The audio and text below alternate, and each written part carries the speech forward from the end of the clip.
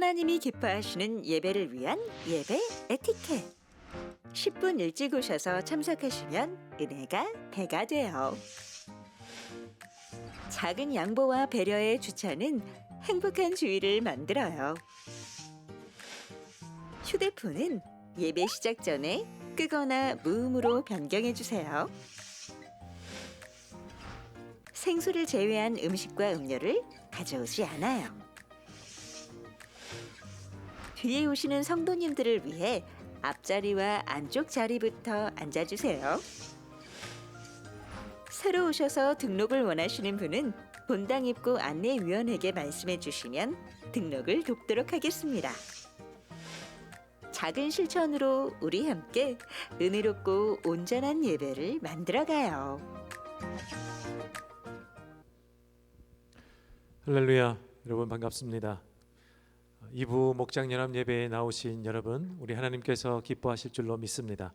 오늘 예배가 지난주 찾으셨던 노아와 같은 한 사람이 모인 예배가 되기를 원합니다. 그 한 사람이 모여 온전한 예배를 드리는 귀한 시간이 되기를 원합니다. 이 시간 모두 함께 자리에서 일어나셔서 그 한 사람 내가 여기 있습니다 라는 마음으로 이 고백으로 우리 함께 하나님을 찬양하겠습니다.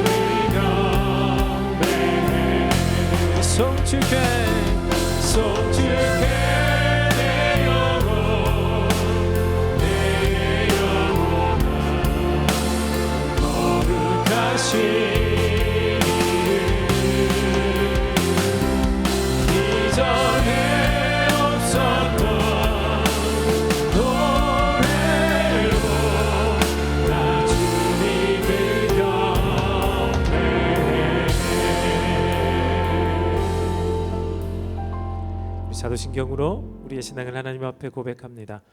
여러분은 하나님 아버지를 믿습니까? 나는 전능하신 아버지 하나님 천지의 창조주를 믿습니다. 여러분은 그의 아들 예수님을 믿습니까? 나는 그의 유일하신 아들 우리 주 예수 그리스도를 믿습니다. 여러분은 예수님께서 여러분의 구원을 위해 하신 일을 믿습니까? 그는 성령으로 잉태되어 동정녀 마리아에게서 나시고 본디오 빌라도에게 고난을 받아 십자가에 못 박혀 죽으시고 장사된 지 사흘 만에 죽은 자 가운데서 다시 살아나셨음을 믿습니다.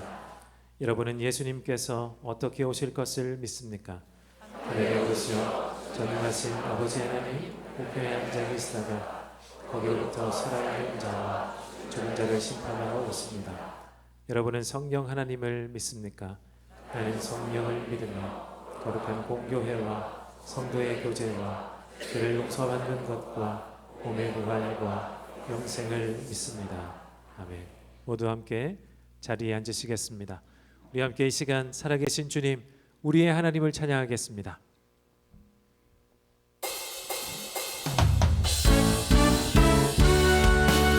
우리 함께 손뼉치며 살아계신 주님, 나의 하나님 찬양합니다. 우리 이런 마음으로 함께 주님을 찬양하겠습니다.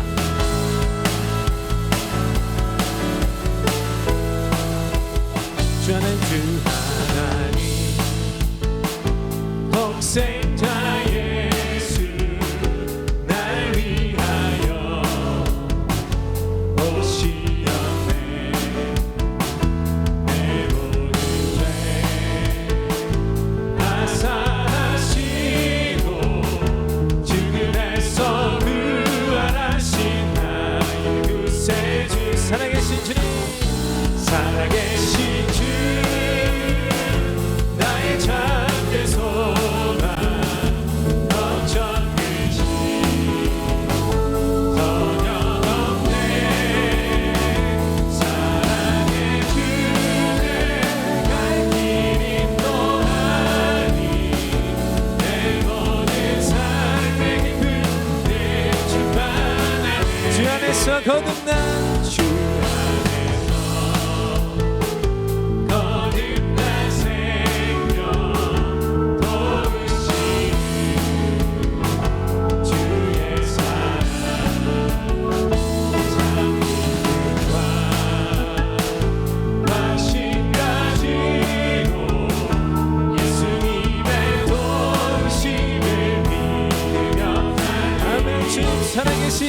살아계신 주 나의 참된 소망 넘쳐흐시 전혀 없네. 사랑의 주내 갈 길 인도하니 내 모든 삶의 기쁨 내 주만 안에. 주님께서 우리를 하나님의 예배에 초대하신 줄로 믿습니다.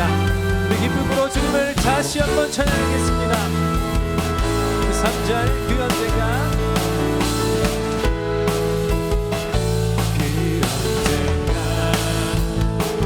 주될 때까지 주를 위해 싸우리라.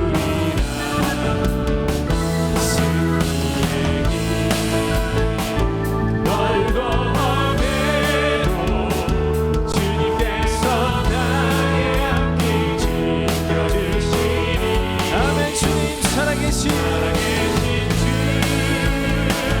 나의 참된 소망 넘쳐흐시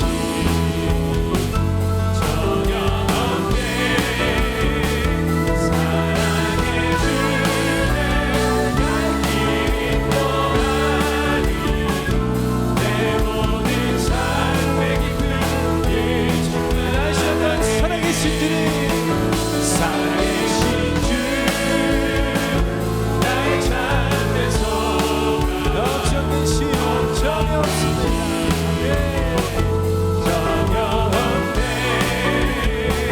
사랑의 주내 갈 길 인도하니 내 모든 삶의 기쁨. 우리 마지막으로 다시 한 번 더 살아계신 주님, 살아계신 주 나의 참된 소망 넘쳐흐시 전혀 없네. 사랑의 주내 갈 길 인도하니 내 모든 삶의 기쁨 내 주만 안에. 사랑의 주님, 사랑의 주내 갈 길 인도하니 내 모든 삶의 기쁨 내 주만 안에. 살아계신 주님께서 우리의 갈 길을 인도하실 줄로 믿습니다. 우리의 길을 인도하시는 하나님, 영광의 박수를 올리며 찬양드립니다. 할렐루야.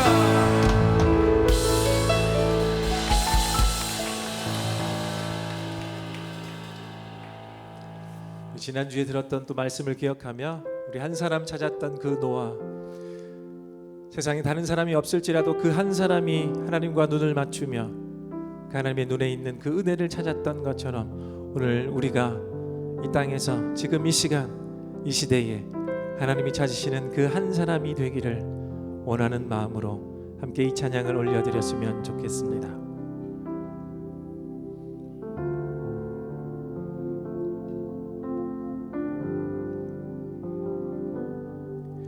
한 사람이면 충분했던 주님, 주 말씀에 순종하는 자,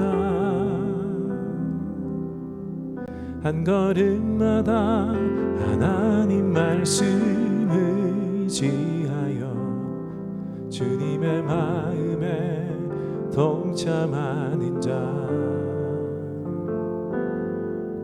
그 사람이 내가 되길 원해. 주 말씀에 순종하는 자, 한 걸음마다 하나님 말씀 의지하여 주님의 마음에 동참하는 자, 나를 향한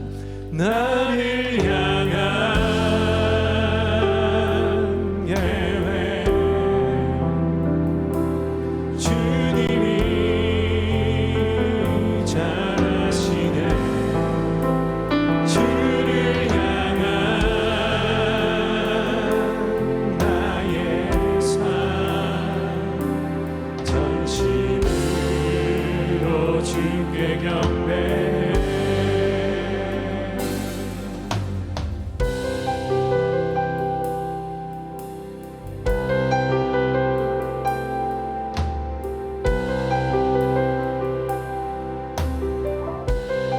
그 사람이 내가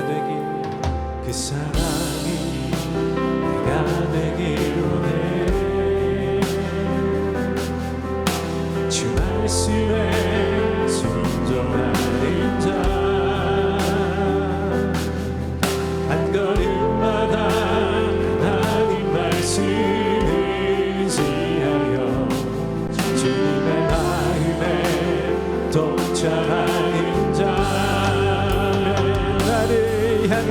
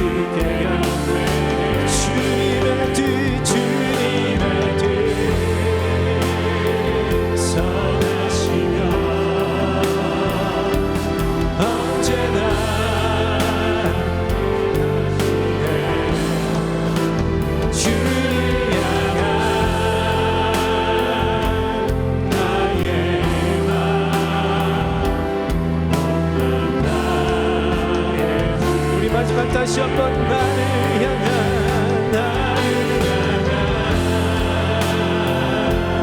계획, 주님이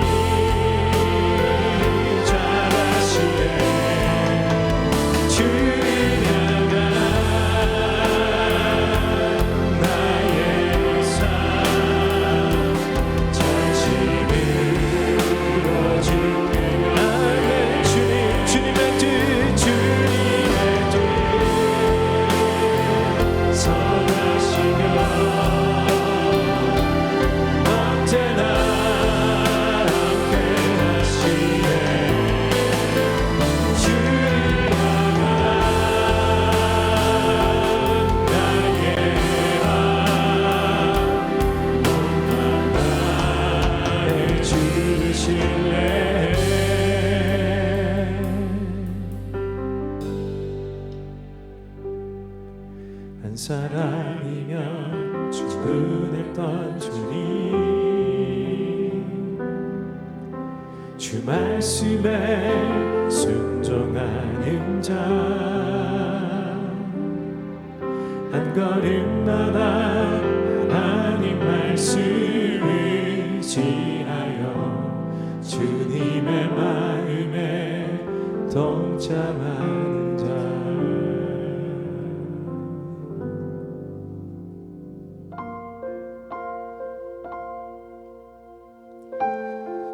주의 말씀에 동참하여 이 자리에 계신 저와 여러분이 될 줄로 믿습니다. 우리 전심으로 이 한 사람 내가 주님께 예배드립니다. 예배를 기뻐 받아주시고 예배 가운데 임재하여 주셔서 우리의 몸과 마음을 바꾸어 주시옵소서. 우리 함께 합심하여 기도하는 마음으로 함께 찬양합니다. 완전하신 나의 주, 의의 길로 날 인도하소서. 행하신 모든 일 주님의 영광 다 경배합니다. 우리 다시 한번 완전하신 나의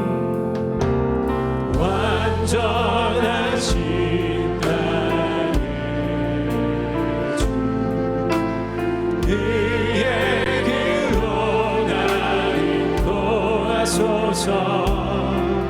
행하신 모든 일 주님의 영광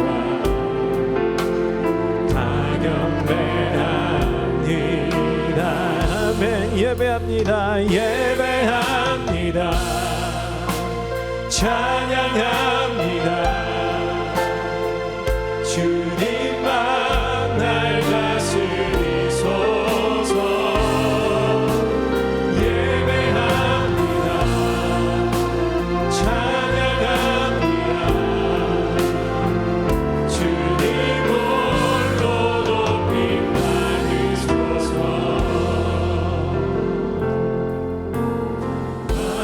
완전하신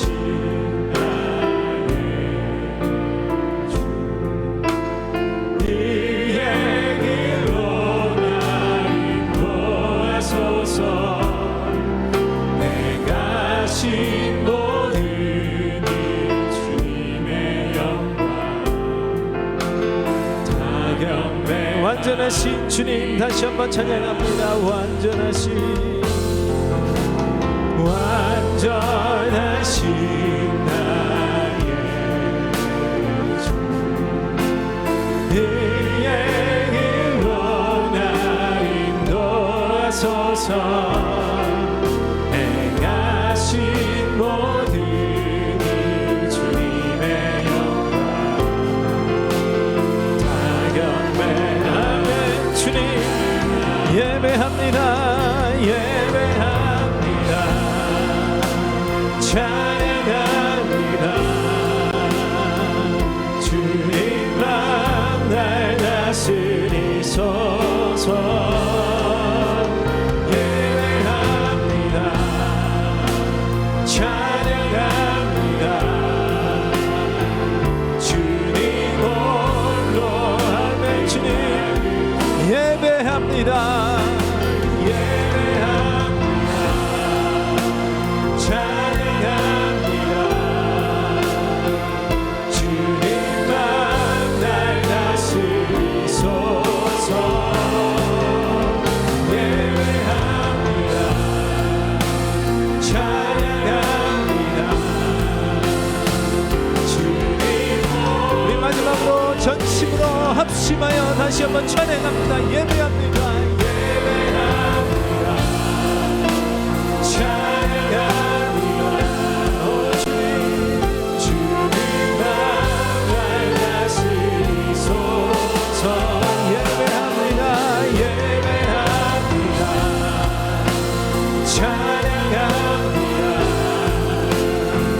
주님 홀로 높임 받으소서. 성도 여러분 합심하여 한번 기도하겠습니다. 주님께 삶으로 예배하는 자가 내가 되기를 원했지만 우리 일상에서조차 예배자로 살지 못한 부족한 우리의 모습을 주님 앞에 내어놓고 먼저 회개 기도합시다. 그러나 우리를 사랑하여 주셔서 우리를 이 하나님의 예배에 부르시고 인도하신 하나님께 다시 한번 전심으로 예배드리게 하옵소서라고 기도했으면 좋겠습니다. 이 예배로 우리가 힘을 얻게 하시고 다시 일상 예배자로 살아갈 수 있도록 해달라고 우리 간구하는 기도를 함께 올려드리겠습니다. 함께 기도합니다. 하나님, 나의 일상 가운데 늘 하나님이 함께 하셨음을 불구하고 나를 온전한 삶을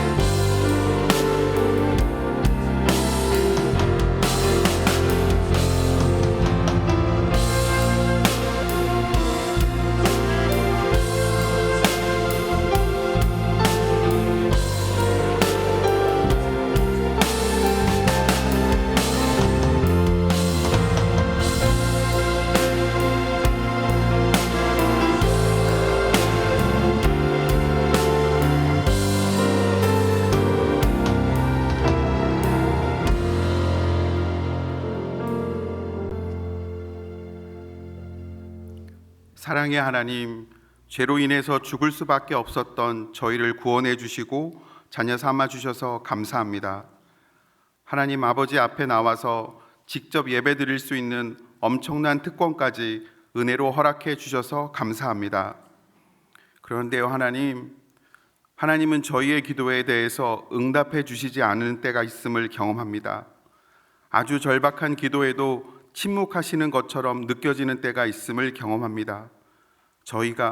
저희 가족이 병들어 죽음이 임박했을 때, 자녀의 질병, 사고에 대해서 아무것도 할 수 없어 무기력할 때, 재정의 어려움으로 삶의 기반마저 무너져서 아무것도 할 수 없을 때, 배우자, 자녀, 부모, 소중한 사람과 관계가 깨어져서 회복의 희망이 없을 때, 특별히 자녀가 절대로 가면 안 되는 길로 가고 있음에도 되돌이킬 방법이 없을 때, 저희가 이런 사망의 음침한 골짜기 속에서 이 문제를 해결해 달라고 애원하지만 주님께서는 해결해 주시지 않으시는 때가 있음을 경험합니다. 저희를 구원하시기 위해 죄 없으신 예수님을 십자가에 내어주시기까지 저희를 사랑하시는 하나님께서 왜 저희의 절박한 기도에는 응답하지 않으시는 건가요? 연약하고 능력이 제한적인 저희에게는 불가능한 기도 제목이지만 말씀으로 세상을 창조하신 하나님께는 쉬운 일임에도 주님께서는 침묵하십니다.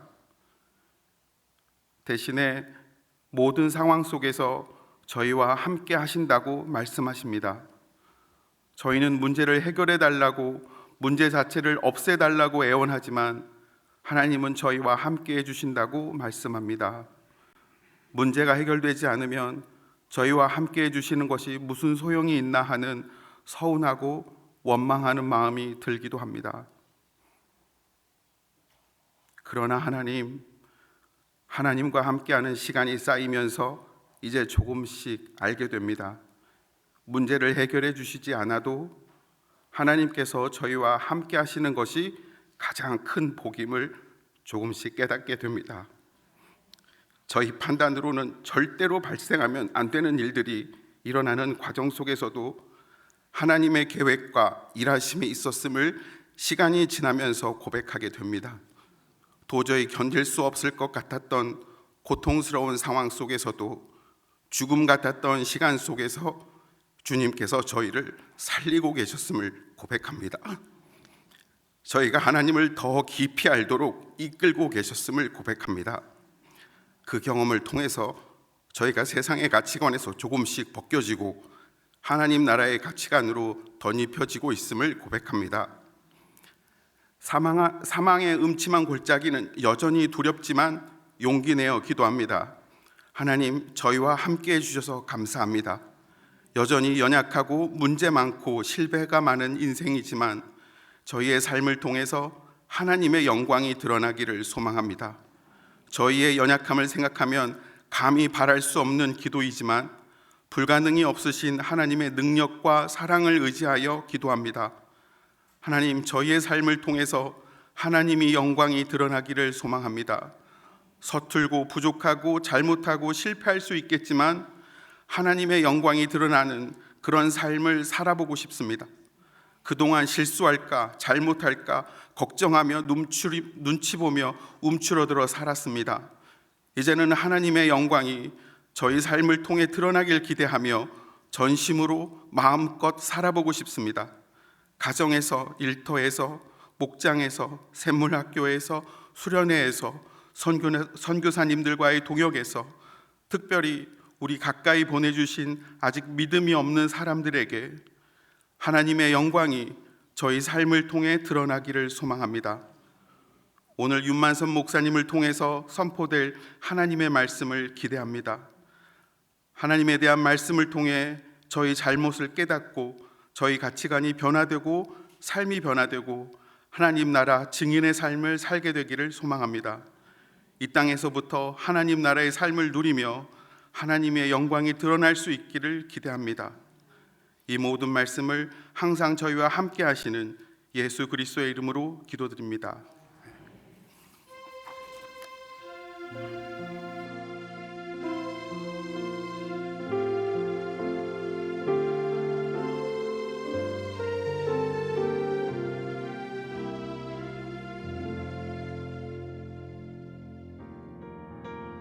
(1월의) 마지막 주일 합심 기도 제목입니다.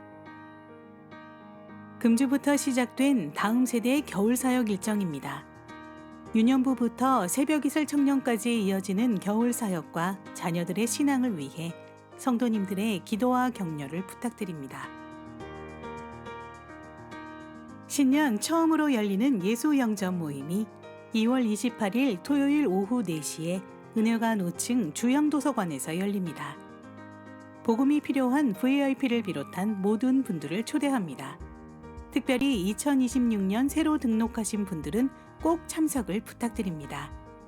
문의와 신청은 담당 평원지기에게 해주세요. 다음 주일인 2월 1일 2부 목장연합 예배 후 안데우콜에서 2025년 재정 결산 및 2026년 예산안 승인을 위한 재직회로 모입니다. 재직 여러분의 많은 참여를 부탁드립니다. 오늘 오후 1시 30분부터 식당에서 1월 총목자 모임이 있습니다.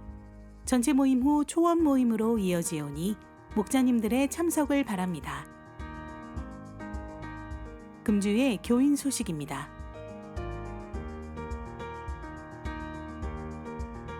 기타 소식은 주보를 참조해 주시기 바랍니다.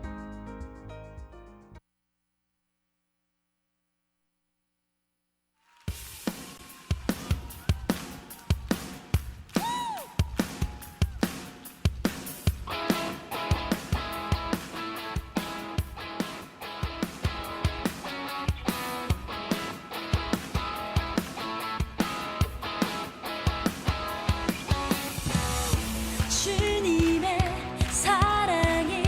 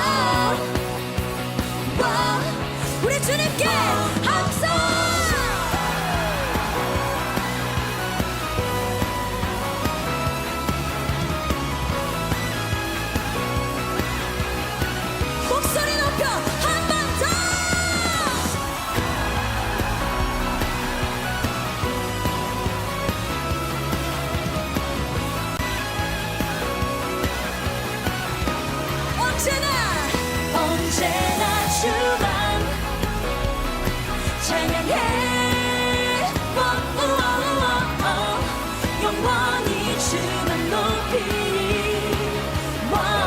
언제나 주만 찬양해 영원히 주만 높이리 주만 높이리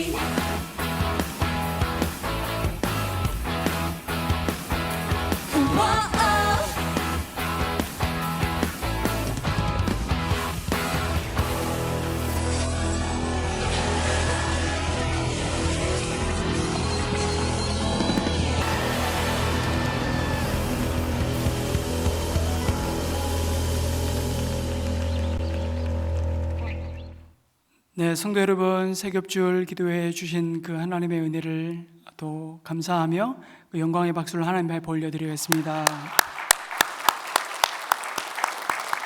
올 한 해 새겹줄 기도회를 통해서 새롭게 주님 앞에 결단하고 헌신한 우리의 기도의 제목과 삶의 헌신이 또 우리 한 해 주님께 더 가까이 나아가는 복된 여정으로 또 인도함 받는 출발이 되기를 또 기대합니다.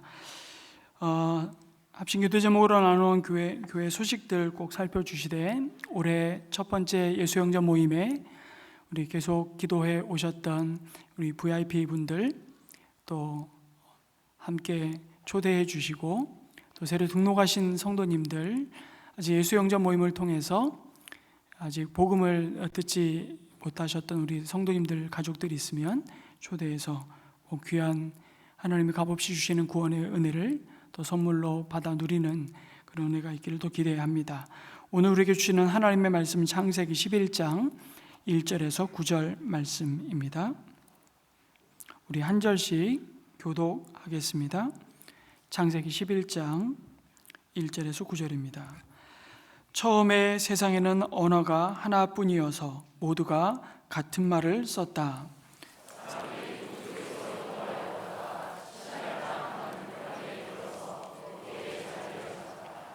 그들은 서로 말하였다. 자, 벽돌을 빚어서 단단히 구워내자.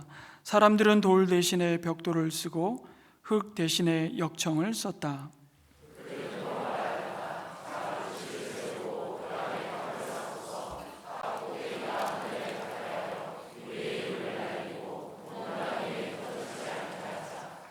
주님께서 사람들이 짓고 있는 도시와 탑을 보려고 내려오셨다.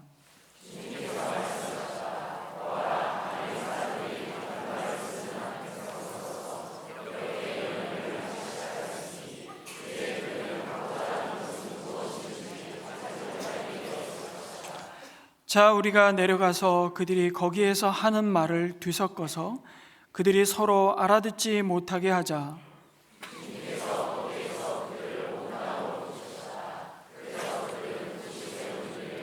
함께 읽습니다. 주님께서 거기에서 온 세상의 말을 뒤섞으셨다고 하여 사람들은 그곳의 이름을 바벨이라고 한다. 주님께서 거기에서 사람들을 온 땅에 흩으셨다. 아멘. 어느 분이 미국에 처음 가셔서 아르바이트를 시작한 곳이 세탁소였습니다. 그런데 어느 날 고상하게 생긴 백인 여성이 울상을 하고는 자기가 입던 하얀 바지를 가지고 왔습니다. 그런데 그 바지에는 아주 고약한 냄새가 진동을 했던 것입니다. 알고 보니 자기가 기르던 고양이가 그 하얀색 바지에다가 실내를 한 것이었죠. 그래서 얼룩을 지우는 기계를 사용해서 깨끗하게 만들어 주었더니 그 부인이 너무 기뻐하면서 이렇게 말했습니다. Good job, good job. 그런데 이분이 이 말을 듣고 너무 화가 치밀어 올랐습니다. 아니, 고양이 배설물이나 지우는 이 직업을 좋은 직업이라고 하다니 내가 동양인이라고 깔보는구나 이렇게 생각을 하고는 그 부인이 팁으로 주는 $5 지폐도 No thank you 하고 거절해 버렸습니다. 그런데 알고 보니 good job이라는 말은 좋은 직업이라는 뜻이 아니라 아주 일을 잘했다 칭찬하는 말이라는 것을 안 것이죠. 여러분, 이런 경험들 얼마든지 할 수 있지 않습니까? 그 순간 언어를 혼잡케 하신 하나님이 좀 원망스러운 상황이 벌어진 것입니다. 오늘 읽은 말씀은 너무나 잘 아시는 홍수 심판 이후에 또다시 하나님을 거부하는 길에 들어선 인류를 향한 하나님의 심판을 증거하고 있습니다. 바로 언어를 혼잡케 하신 바벨탑 사건이죠. 홍수로 세상을 심판하신 하나님은 노아로부터 새 인류를 시작하셨습니다. 그리고 그들에게 변함없이 아담과 하와에게 주셨던 약속대로 복을 주시며 이렇게 말씀하십니다. 생육하고 번성하여 땅에 충만하라고 말씀하십니다. 그리고 노아와 그의 아들들에게 다시는 물로 세상을 심판하지 않을 것을 약속하시면서 그 언약의 표로 무지개를 보여주시죠.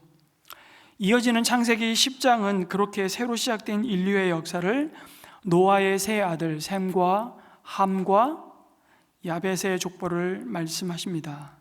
그러면서 32절에 이렇게 말씀하십니다. 같이 한번 읽을까요? 시작. 이들이 각 종족의 족보를 따라 갈라져 나간 노아의 자손 종족이다. 홍수가 난 뒤에 이 사람들에게서 여러 민족이 나와서 세상으로 퍼져 나갔다. 그런데 여러분, 이 10장에 나타난, 창세기에 계속해서 톨레도이라는 이 족보가 기록이 되는데요, 창세기에 나타난 족보를 가만히 보면 계속해서 두 방향이 대조되고 있습니다. 하나는 하나님께로 향하는 방향과 점점 하나님으로부터 멀어지는 방향이죠.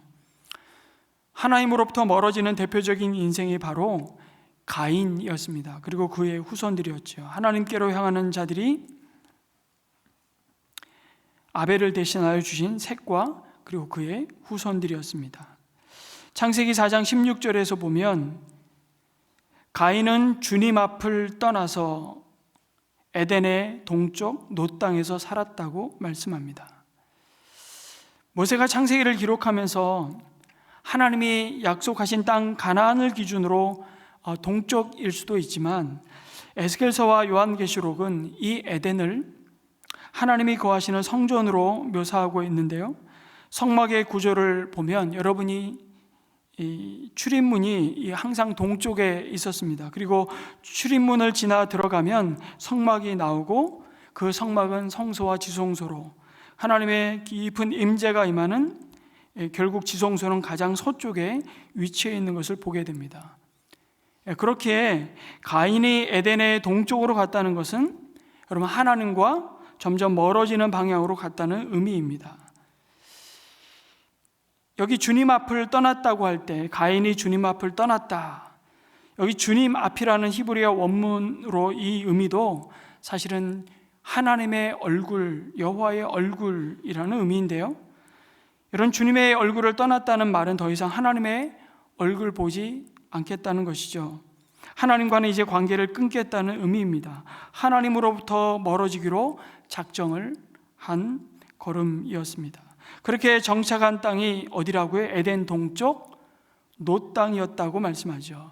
그런데 이 놋이라는 지명의 의미도 바로 방랑, 방황이라는 뜻을 가지고 있습니다. 하나님을 떠난 자의 삶은 결국 유리방황할 수밖에 없다는 것입니다. 한 곳에 정착하지 못하고 떠도는 것이죠. 왜 그럴까요? 하나님만이 참 만족을 주시는 분인데 그 하나님을 떠나 스스로 만족을 채우려다 보니 그 삶은 방황일 수밖에 없는 것이죠. 떠도는 것입니다. 여기 가면 만족을 얻을까 싶어 가봐도 만족이 안 되고, 저기 가면 또 저 사람을 만나면 채워질까 싶어 가봐도 채워지지 않으니 계속 떠도는 것입니다. 어디를 가도 만족하지 못하는 이것이 하나님을 떠난 자의 비참한 실존이죠. 오직 하나님께로 돌아갈 때만이 인간은 그 인생의 방황을 끝내게 될 것입니다. 그런데 여러분, 노아의 홍수 이후에 인류는 달라졌을까요? 인류의 새로운 시작은 안타깝게도 전혀 새로울 것이 없었습니다. 창세기 10장에서도 노아의 세 아들들 가운데 함과 야벳은 점점 하나님을 멀리하는 삶의 방향으로 나아가고 있는 모습을 보여줍니다. 그리고 마침내 11장 2절에서 그들이 동쪽에서 이동하여 오다가 시날 땅에서 자리를 잡았다고 말씀하는데, 여러분 세번역 성경이 이 동쪽에서 이동하여 오다라고 번역했는데요, 이것은 조금 거의 오역에 좀 가깝습니다. 이보다는 개역개정의 번역이 훨씬 맞습니다. 그들이 동방으로 옮기다가, 이 동쪽 케뎀이라는 단어를 반복해서 쓸 때 창세기에서는 늘 그 단어가 쓰일 때마다 그 문맥 속에 나타난 인생의 모습은 점점 하나님을 등지고 멀리 떠나가는 실존을 보여주고 있죠. 그냥 자연스럽게 더 좋은 삶의 터전과 환경을 찾아서 이동했다는 의미라기보다는 그 걸음의 목적이 점점 하나님에게서 멀어졌다는 상징적인 의미를 담고 있는 말인 것입니다. 동편, 동방, 하나님의 임재로부터 멀어졌다는 뜻입니다. 아마도 여기에 정착한 사람들은 이미 10장에 노아의 족보에 언급하고 있는 함의 후손 니므롯의 자손들로 보입니다. 여러분, 함의 족보에서 유독 니므롯을 자세히 설명하는데 그가 세상에 처음 나타난 장사였다고 묘사합니다. 주님께서 보시기에 힘이 센 사냥꾼이었다고 강조합니다. 그리고 10장 10절에 보니까 그의 나라는 시날 땅에 어디요? 바벨과 에렉과 악갓과 갈레에서 시작되었으며 라고 말씀하죠. 그리고 마침내 11장은 그들 가운데 있었던 한 사건을 주목하십니다. 바로 바벨탑 사건입니다. 그렇게 이동하여 정착하며 그들이 다시 도시를 건설하고 문명을 일구기 시작합니다. 그리고 여러분, 그것을 가능하게 하는 중요한 수단은 바로 세상의 언어가 하나뿐이었다는 사실이죠. 그들 모두가 같은 말을 썼다는 것입니다. 이게 얼마나 큰 힘인지 모릅니다. 얼마나 큰 축복인지 모릅니다. 언어의 차이에서 오는 소통의 장벽이 전혀 없었습니다. 3절을 보시면 그들은 서로 말하였다. 소통이 이루어지고 있습니다. 그러면서 자, 벽돌을 빚어서 단단히 구워내자. 막힘없이 소통하면서 그들은 돌을 대신하여 단단한 벽돌을 만들어내죠. 여러분, 바벨성은 이전의 문명이 갖지 못했던 새로운 차원의 문명을 일구게 된 것입니다. 돌이 아닌 벽돌을 구워서 더 튼튼한 성벽을 쌓았고 역청을 사용해서 그 견고함은 그 이전의 어떤 도시와 견조도 비교할 수 없을 만큼 견고한 성이었습니다. 그리고 그 성 안에 탑을 쌓기 시작하죠. 그들에게 새로운 시대가 열린 겁니다. 그들은 스스로 유토피아를 건설할 수 있다는 아마 자신감으로 충만했을 것입니다. 여러분, 충만한 자신감이 문제가 아니었습니다. 탑을 쌓는 행위 자체가 악한 것이 아니었습니다. 하나님을 외면한 자기 애에 사로잡혀서 교만의 길로 나아가는 상태가 문제였던 것이죠. 굳이 하나님의 이름을 부르지 않아도, 하나님의 이름을 찾지 않아도, 하나님의 도우심이 없이도 사람들은 하나님의 이름을 부르는 셈의 후손들보다 더 멋있어 보이고요, 더 힘있게 떵떵거리며 사는 겁니다. 그러니 굳이 하나님 눈치 보고 하나님을 의식하며 예배하지 않아도 얼마든지 잘 먹고 잘 살 수 있는 자신감으로 충만했던 것이죠. 어쩌면 이것은 인류의 미래에 대한 무서운 예언처럼 들립니다. 여러분, 요즘 과학 문명이 만들어내는 결과물을 보고 있노라면 정말 못할 일이 없어 보입니다. 그 능력을 옳게 사용하기만 한다면 하나님이 막으실 리가 없습니다. 그러나 지난 역사가 우리에게 보여주고 증명하듯이 사람에게는 주어진 능력을 선하게 사용할 선함이, 실력이 없다는 사실입니다. 그렇게 인간의 무한해 보이는 그 능력은 오히려 결국 무한한 불행을 끝없이 만들어내고 있지 않습니까? 그것이 바벨탑 사건이었습니다. 이와 동일한 현상이 오늘 우리 시대에도 계속되고 있는 것이죠. 여러분, 우린 4차 산업혁명 시대를 살아가고 있습니다. 편리한 금융의 시대, 저는 요즘 은행을 언제 가봤는지 모를 정도로 그냥 모든 것이 스마트폰 앱에서 모든 것이 해결되는 세상을 살아가고 있죠. 그러나 동시에 보이스피싱으로 평생 일궈온 삶의 기반이 무너지는 고통들을 우리는 또한 보고 있습니다. 4차 산업혁명의 핵심 기술 AI를 통한 드론의 기술들, 이게 어디까지 갈 것인가? 무인 조종이 가능한 드론을 통해서 우리가 예전에 할 수 없었던 수많은 일들을 사실은 하고 있습니다. 땅이 넓은 미국에서 드론을 이용해 배송 서비스를 하고 있죠. 월마트, 아마존에서는 드론을 이용해 식용품과 의약품을 배송하고 있습니다. 우리나라도 드론을 활용해서요, 농업 또 임업에서 큰 도움을 받고 있습니다. 그런데 드론이 사용되는 가장 중요한 분야가 바로 어디일까요? 군수산업입니다. 전쟁에서 사람을 죽이는데 드론이 엄청나게 활용되고 있죠. 4년 동안 이어지고 있는 러시아 우크라이나의 전쟁에서 러시아 군이 100만 명 이상 사망했습니다. 우리의 기억 속에, 우리의 관심 속에 잊혀지는 순간, 지금 이 순간에도 하루에 1000명씩 죽어가고 있죠. 살인기계를 통해서요. 드론은 4차 산업혁명에 선도하는 기술 중에 하나입니다. 하지만 윤리의 발전이 기술의 발전을 따라가지 못할 때 그 놀라운 기술을 가지고 우리는 사람을 죽이는데 사용합니다. 과학기술만으로 행복한 세상을 만들 수가 없는 현실을 우리는 마주합니다. 생명을 확대하기 위한 온갖 기술이 오히려 죽음을 확대하는 재앙을 보고 있는 것입니다. 그렇게 하나님에게서 멀어져간 사람들이 4절에 이렇게 외칩니다. 자, 도시를 세우고 그 안에 탑을 쌓고서 탑 꼭대기가 하늘에 닿게 하여 우리의 이름을 날리고 온 땅 위에 흩어지지 않게 하자라고 외칩니다. 그들이 탑을 세운 동기와 목적이 무엇입니까? 탑 꼭대기가 하늘에 닿게 하자고 말하는데 인간의 욕망이 잘 드러나죠. 하늘에 닿고자 하는 그들의 열망은 그들을 지으시고 여전히 그들을 사랑하시며 다스리시는 하나님께 더 가까이 가고 싶은 거룩한 열망이 아니었습니다. 그것은 하나님을 예배하며 만나기 위한 동기에서가 아니라 자신들이 곧 하나님과 같이 되고자 하는 욕망의 추구였던 것이죠. 한마디로 하나님과 같이 되고자 하는 교만의 길이었습니다. 여러분, 이 모습을 보고 있노라면 창세기 3장, 그들의 원조상이었던 아담과 하와가 벌였던 자신들이 하나님이 되어 세상의 주인 노릇을 하겠다는 그 불순종과 불신앙의 판박이 모습을 보는 것입니다. 창세기 3장이 개인 타락에 관한 이야기라면 이 11장 바벨탑 이야기는 인류의 집단적인 타락 이야기라고 말할 수 있죠. 여기서 우리는 또다시 별 수 없는 인간의 모습을 마주합니다.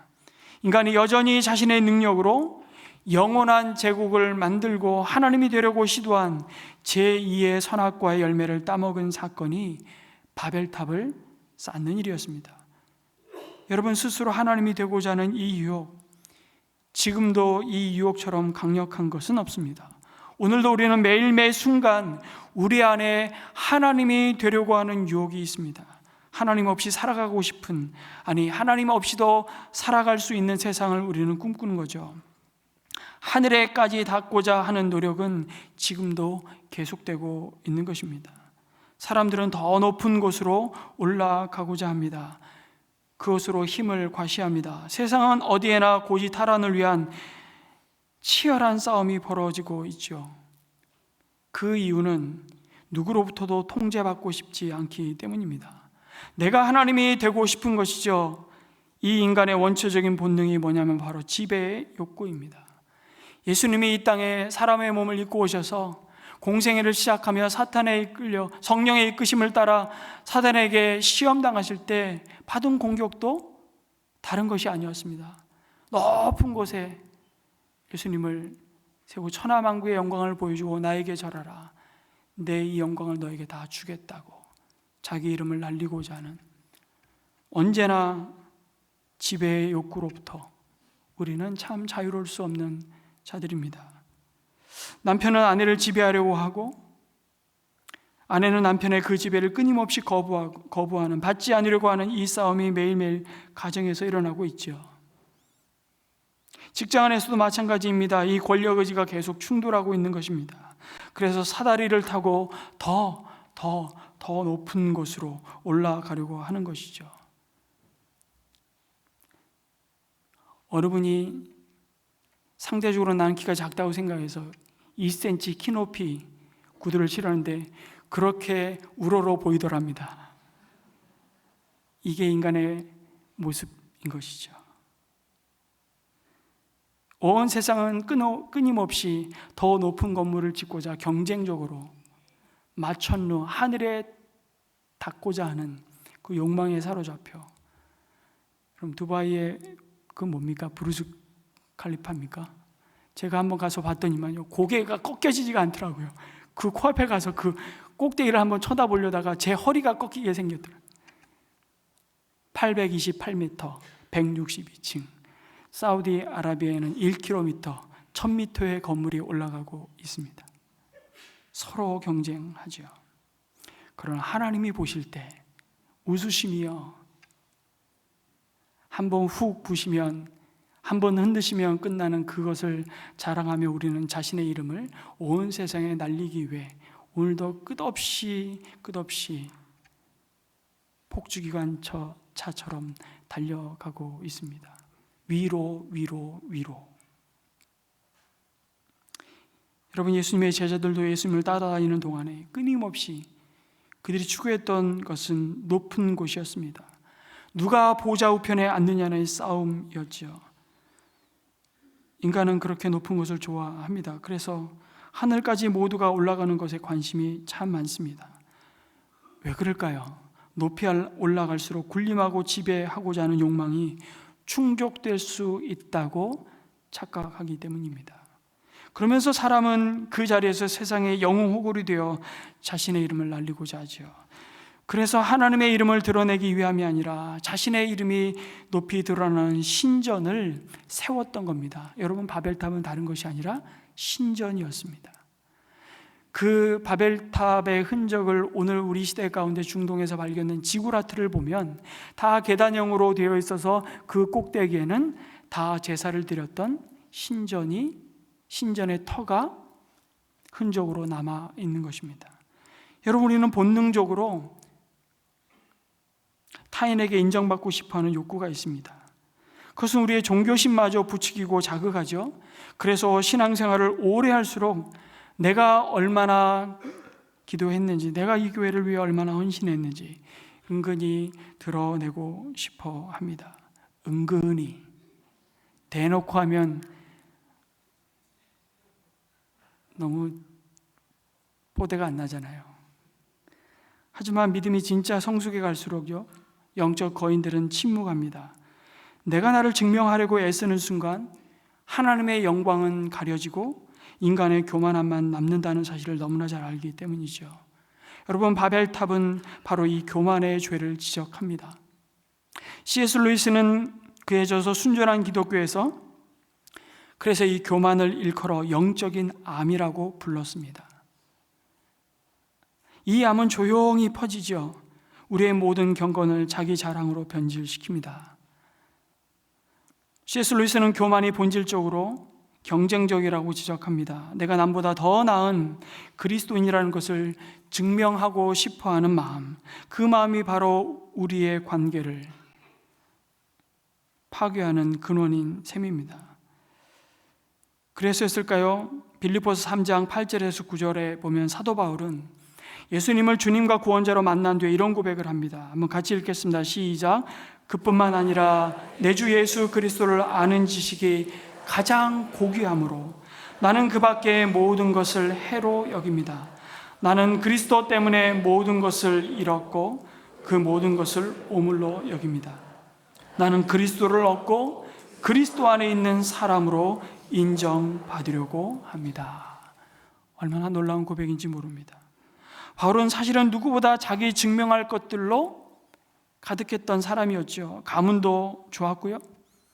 그의 학문의 깊이는 다른 사람이 따라올 수 없을 만큼 깊었습니다.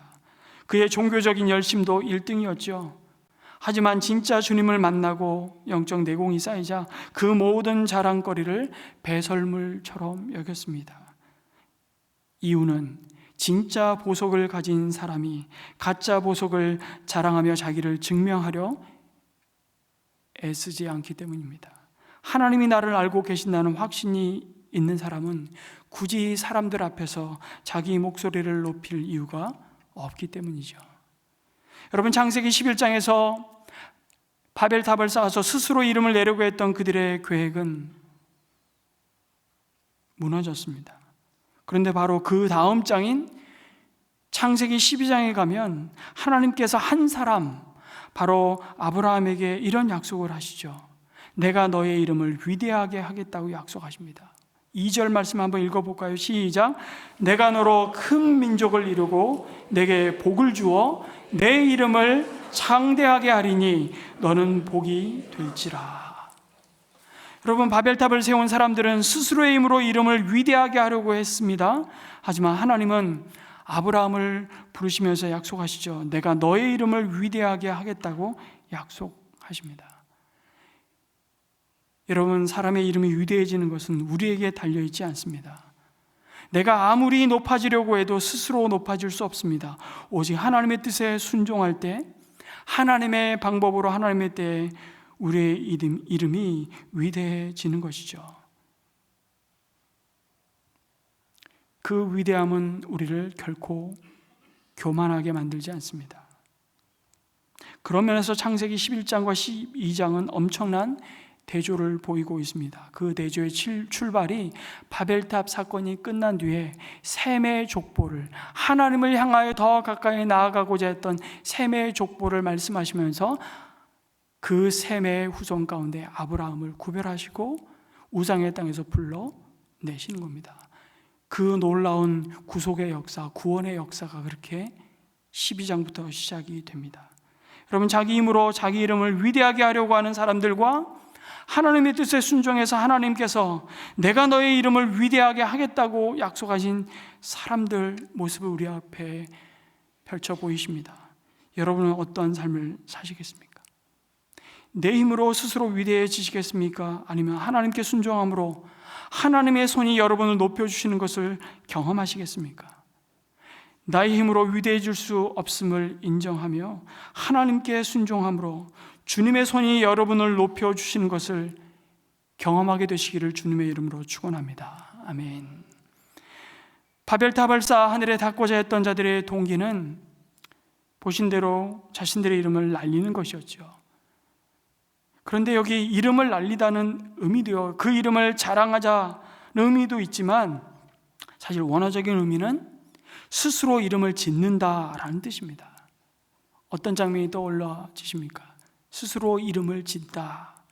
아담이 에덴 동산에서 했던 일이 모든 짐승들의 이름을 짓는 일이었잖아요. 하나님께서 왜 이 일을 아담에게 맡기셨습니까? 여러분, 이름을 부르고 누구의 이름을 지어준다는 것은 그 대상에 대한 주권과 책임과 지배권을 가지고 있다는 의미죠. 그래서 자녀의 이름을 부모나 조부모가 짓지 않습니까? 자녀에 대한 주권이 부모에게 있기 때문이죠. 아담이 하나님을 대신한 대리 통치자였기에 하나님은 아담에게 동물들의 이름을 짓게 하므로 그 모든 동물들의 주권과 지배권이 아담에게 있게 하시려고 한 것입니다. 그런데 니므롯을 포함한 인간들이 탑을 쌓으면서 지금 우리의 이름을 내자, 즉 스스로 이름을 짓자고 한 것은 자신들이 하나님 대신 스스로가 땅의 지배자와 주권자로 살기로 작정했다는 의미인 것입니다. 이제 하나님의 도움 따위는 필요 없다는 것이죠. 스스로의 힘으로도 충분히 잘 살아갈 수 있고 좋은 세상을 만들 수 있는데 왜 굳이 하나님 의지해야 하느냐는 것입니다.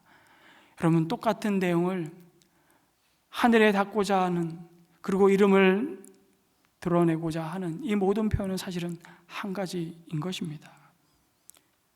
하나님 필요 없다는 거죠. 그의 삶에서 하나님을 삭제해내는 것입니다. 여러분, 하나님의 마음에 합한 사람이라는 하나님의 평가를 받았던 다윗도 여러분, 순간적으로 이런 마음을 품었던 적이 있죠. 언제입니까? 사무엘하 24장에 보면 다윗이 인구조사를 지시하는 내용이 나옵니다.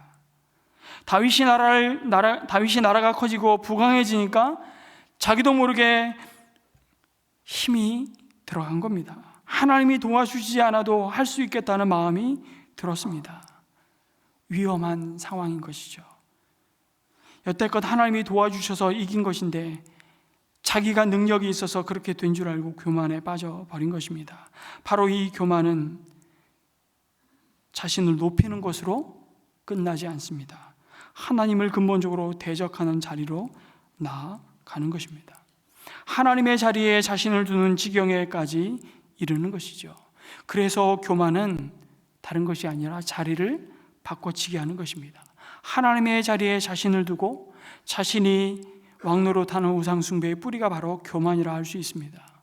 그래서 잠언 16장 18절은 이렇게 말씀합니다. 같이 한번 읽겠습니다. 시작. 교만은 패망의 선봉이요 거만한 마음은 넘어짐의 앞잡이니라. 하나님이 이 교만에 대해서 왜 이토록 단호한 심판을 말씀하실까요? 왜냐하면 교만은 단순히 자기를 높이는 것을 넘어서 궁극적으로 하나님을 떠나 스스로 자신의 삶의 주인으로 살아가려는 태도이기 때문입니다. 여러분, 우리의 신앙이 교만할 때 나타나는 특징이 있습니다. 여러 가지가 있는데 그 중에 하나가 평안할 때는 하나님을 찾지 않는 겁니다. 왜냐하면 내가 내 힘으로, 내 지혜로, 내 능력으로 얼마든지 내 삶을 핸들링할 수 있다고 믿기 때문입니다. 그게 여러분, 내가 주인인 삶의 모습이죠. 그러면 그 신앙생활도 하나님 안에 거하기보다 당장 내 눈앞에 보이는 문제 해결을 항상 앞세우는 조급함이 따라옵니다. 여러분, 우리는 삶의 위기가 닥치면 당장 그 상황이 끝나기를 갈망하며 하나님께 달려갑니다. 하지만 그 중심에는 하나님과의 관계가 아니라 제발 이 문제가, 이 고통이 빨리 끝나고 싶어하는 나의 욕구가 자리 잡고 있는 것이죠. 그래서 C.S. 루이스는 이렇게 말합니다. 하나님은 우리에게 단순히 행복을 주러 오신 분이 아니다. 그분은 우리를 그분 자신과 연합시키러 오셨다라고 가르칩니다. 여러분, 우리 신앙에 실패하는 자리, 그 사람들의 모습은 그 주님과의 연합, 그 연합을 건너뛰고 결과물만 얻으려고 합니다. 마치 전원은 연결되지 않았는데 스위치만 미친 듯이 누르고 있는 것과 같은 모습인 것입니다. 열심히 종교생활을 하는 겁니다.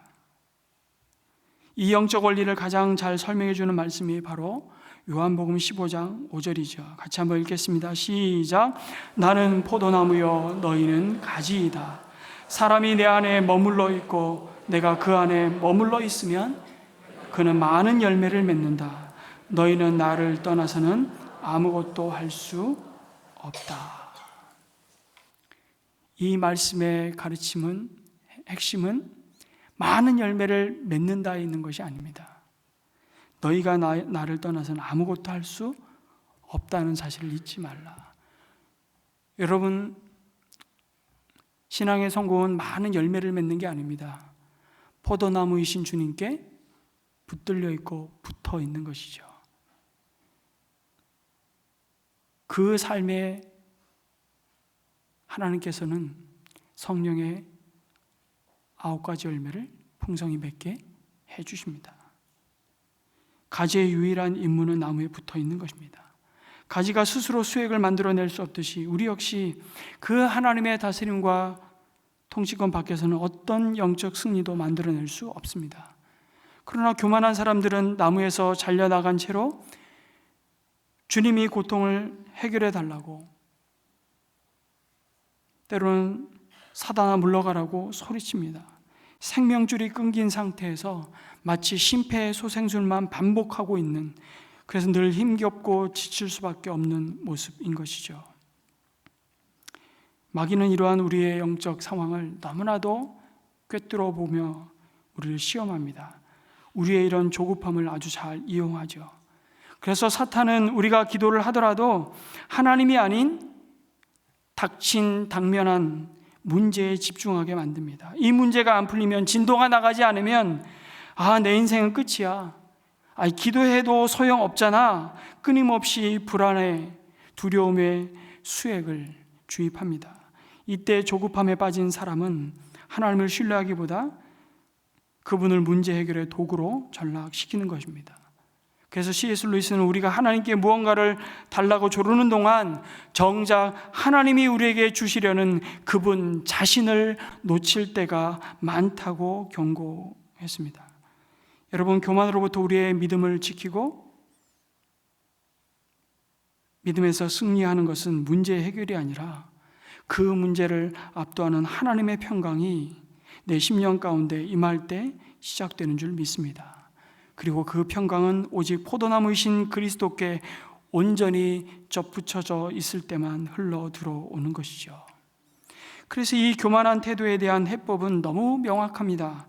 문제 해결을 위한 기도를 때로는 잠시 멈추고 그분 안에 거하기 위한 기도의 자리에 견고히 머무는 것이죠. 그런 축복이 우리 가운데 있기를 주님의 이름으로 축복합니다. 바벨론의 사람들은요, 오늘 말씀해 보니까 온 땅 위에 흩어지지 않게 하자고 도모합니다. 이들이 왜 흩어지지 말자고 단합을 촉구합니까? 노아의 홍수로 멸망당한 옛 사람들에 대한 기억이 그들에게 무엇을 가져왔기 때문이죠? 두려움과 불안을 남겼기 때문입니다. 그 말을 사실은 바꿔 말하면, 뒤집어서 말하면, 그들은 홍수의 심판 가운데도 그럼에도 변함없이 그들을 구원하신 하나님의 은혜를 기억하며, 여러분, 무지개의 언약을 통해서 그들에게 약속하신 하나님의 축복을 여전히 믿지 못했다는 말입니다. 하나님의 은혜가 메마른 그 자리에 언제나 하나님을 향한 불신에서 비롯된 두려움과 불안이 그 자리를 대신 채우는 것입니다. 그리고 다시 그들 스스로 자신들의 삶을 책임지겠다고 악을 도모하는 것이죠. 악순환에 빠지는 겁니다. 언제나 하나님을 떠난 인생의 패턴입니다. 가장 안전하고 가장 확실하며 가장 완전한 하나님의 품을 떠나 하나님의 뜻을 거부하는 사람들의 그 연합은 어김없이 언제나 악을 도모하는 일 외에는 남는 것이 없음을 보는 것입니다. 땅에 충만하라는 하나님의 명령을 거부하고 똘똘 뭉친 인간은 여전히 두려움과 불안으로부터 자유로울 수 없다는 사실을 보여줍니다. 여러분, 어제 제가 어느 기사를 보다가 전 세계 그리스도인들이 가장 많이 검색하고 찾은 성경 구절이 어디인 줄 아십니까? 그걸 조사를 했더라고요. 엄청난, 여러분, 요즘에는 이제 통계 자료가 쏟아져 나오는데 전 세계 그리스도인들이 가장 많이 찾은 구절, 검색한 구절이 어디일까요? 네? 시편 23편 4절이랍니다. 4절. 내가 사망의 음침한 골짜기를 다닐지라도 해를 두려워하지 않을 것은 주께서 나와 함께 하심이라. 주의 지팡이와 막대기가 나를 안위하시나니 내가 두려워하지 아니하리로다. 이 말씀을 가장 많이 전 세계 그리스도인들이 찾았대요. 근데 한국 그리스도인들이 가장 많이 검색하고 찾은 구절은 어디일까요? 시편 23편 4절이 아니더라고요.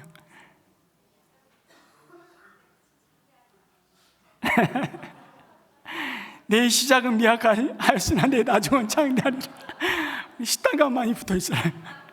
아니고요, 빌립보서 4장 6절이랍니다. 아무것도 염려하지 말고 오직 모든 일에 기도와 간구로 너희 구할 것을 감사함으로 하나님께 아뢰라.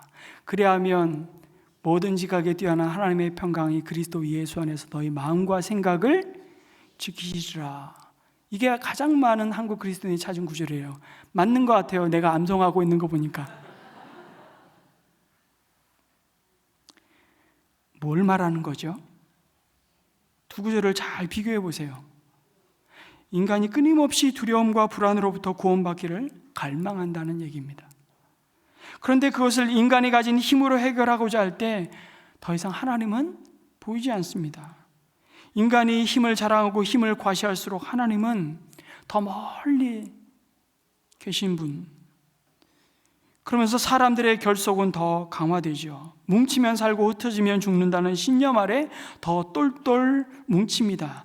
그러나 그 단결 속에 하나님이 삭제되는 순간 그 안에는 인간의 탐욕과 이기심이 강화되면서 결속은 하지만 그들 안에 이미 분열과 다툼은 시작이 된 것입니다.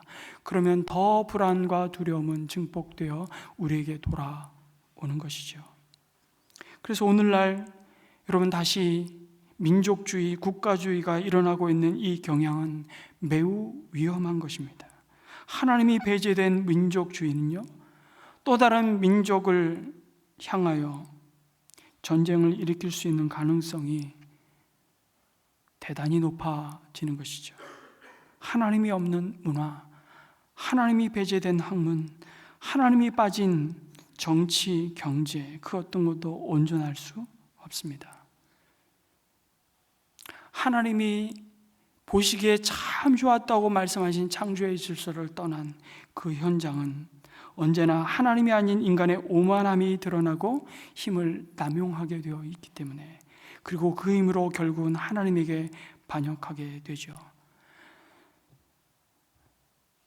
그럼에도 오늘의 바벨탑을 세우는 그 자리 가운데서도 여전히 하나님은 내려오십니다. 아니, 하나님 자신이 친히 그 바벨의 저주를 받으시고 대신 우리를 그 혼잡이 낳은 고통과 죽음을 대신 짊어지시고 우리에게 하늘의 문을 여시고 우리 가운데로 내려오신 것입니다. 여러분, 바벨의 원래 의미가 혼란, 혼잡이라는 의미도 있는데요, 원래 의미가 뭔지 아십니까? 이 단어 갖고는 본래 의미는 하늘문이라는 뜻을 가지고 있습니다. 재밌지 않습니까? 그들이 쌓았던 탑 꼭대기에, 하늘을 닫고자 쌓은 그 꼭대기에 늘 참 아이러니하게도 제사가 드려지는 초소가 있었고 그것이 하늘문을 여는 터였다는 사실입니다. 여러분, 예수 그리스도는 높아지고 높아지시고자 하신 분이 아니라 오히려 자기를 비워 종의 형체를 가지셔 사람들과 같이 되셨다고 말씀합니다. 사람의 모양으로 나타나사 자기를 낮추시고 죽기까지 복종하셨습니다. 그 십자가의 죽으심으로 주님은 내려가고 내려오시고 또 내려가셔서 더 이상 내려갈 곳이 없을 정도로 낮아지셨습니다. 그게 십자가입니다. 여러분, 가장 안전한 삶은 사실은 낮아지는 삶입니다. 그리스도는 낮아지시고 낮아져 주셨습니다. 그것이 가장 안전한 길이요, 모든 사람들이 거부하고 외면하는 길이지만 가장 안전한 길, 그 십자가만이 승리의 길이라고 우리에게 말씀하십니다.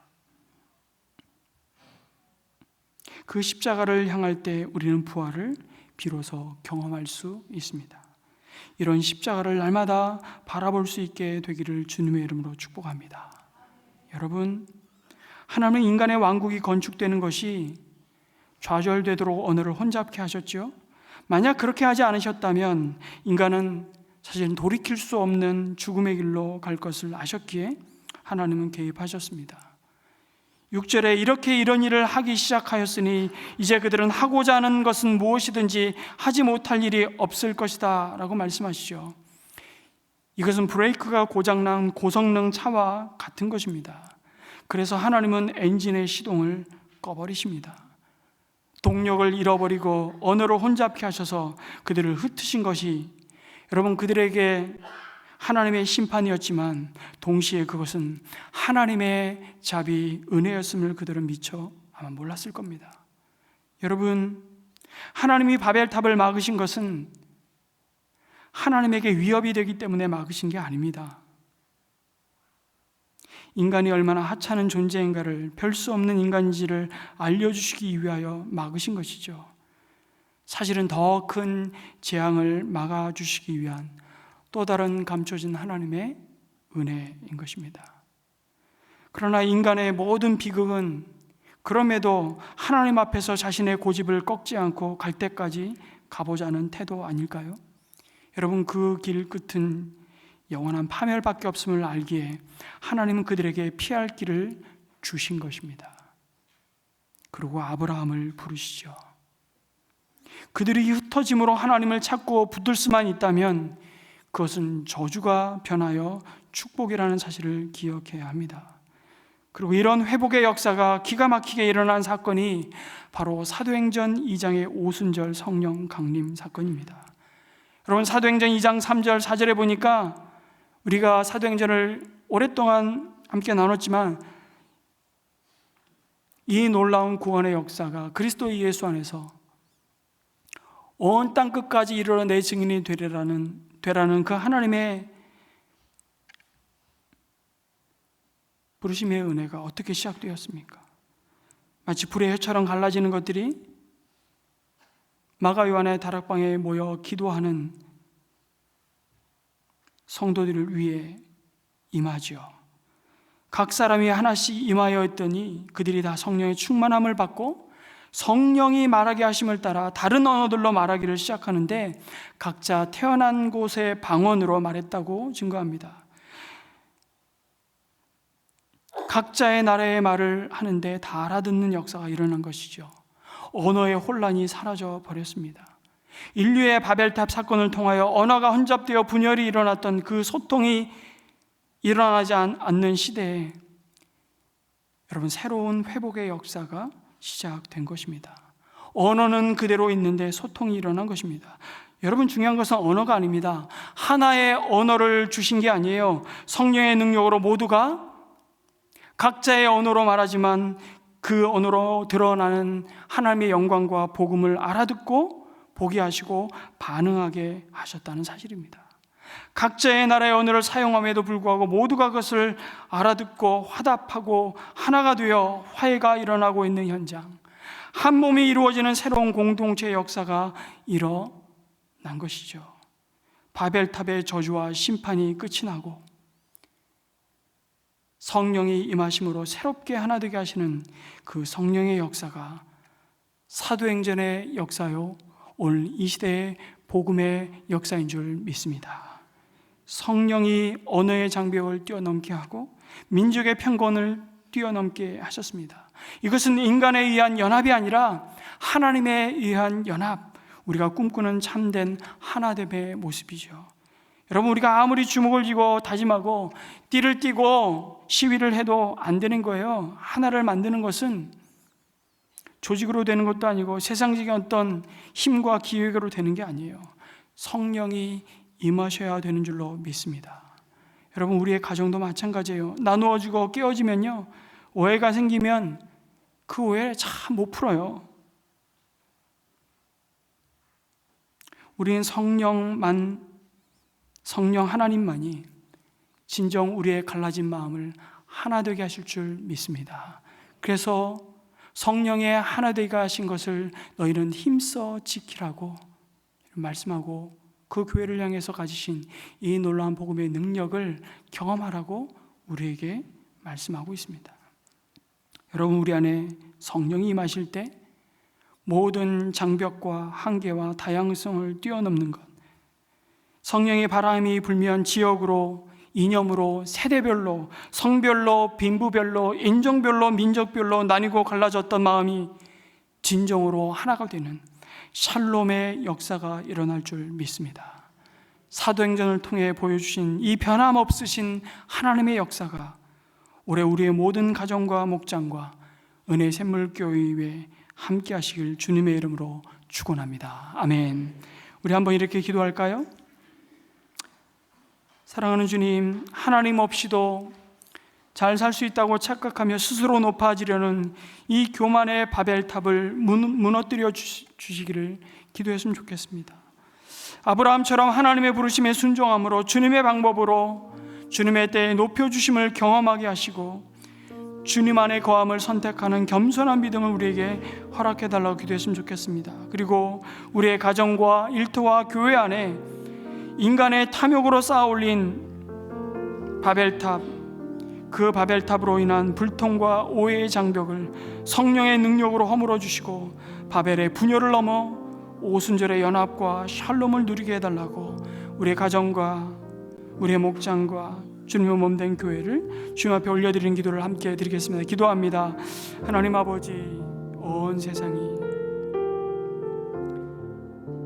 물로 심판을 받고 난 이후에 새로운 하나님 인류의 역사를 시작하셨던 주님, 그러나 전혀 달라지지 않는 별 수 없는 인간의 모습을 우리에게 다시 한번 드러내시고 하나님 그들을 다시 한번 흩으셔서 하나님의 새로운 구원의 역사를 시작하신 그 주님을 오늘 약속의 말씀으로 다시 한번 붙들며 하나님 끝없이 우리를 교만하게 하는 우리의 하나님 어리석음을 불쌍히 여겨주시고 우리가 더 겸손히 이 땅에 내려오신 그 주님을 닮아가는 저희 될 수 있도록 인도해 주시고 포도나무이신 주님께 붙어있기를 하나님 아버지 갈망하며 내내 거하시는 겸손의 주님을 우리가 더 닮아가며 알아가며 그 주님으로 말미암아 온 세상에 하나님의 참된 그 평강과 샬롬을 하나님 증거하는 자 될 수 있도록 인도하여 주옵소서.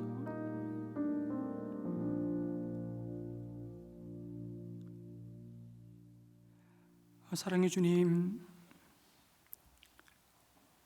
우린 끊임없이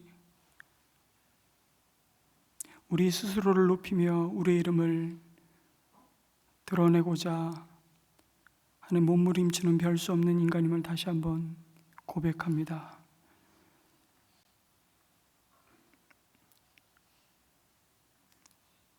우리의 죄악담을 다시 한번 주님의 보혈로 정결케 하여 주시고 낮아지시고 또 내려오시고 내려오셔서 우리를 대신하여 자신을 십자가에 내어놓으신 그 주님을 우리가 바라보며 우리 또한 주님이 걸어가신 그 길을 믿음으로 순종하며 달려갈 수 있도록 인도하여 주시옵소서. 그래서 그곳에 우리를 통해 그리스도의 생명이 생명을 낳는 영광을 보게 하여 주시옵소서. 그 모든 일을 이루신 분이 주님이신 것을 고백하고 자랑하며 기뻐하게 하시고 올 한 해 우리의 가정과 일터와 교회와 우리의 모든 목장 가운데 우리 스스로 쌓아올린 하나님 바벨탑을 허무시는 하나님의 은혜가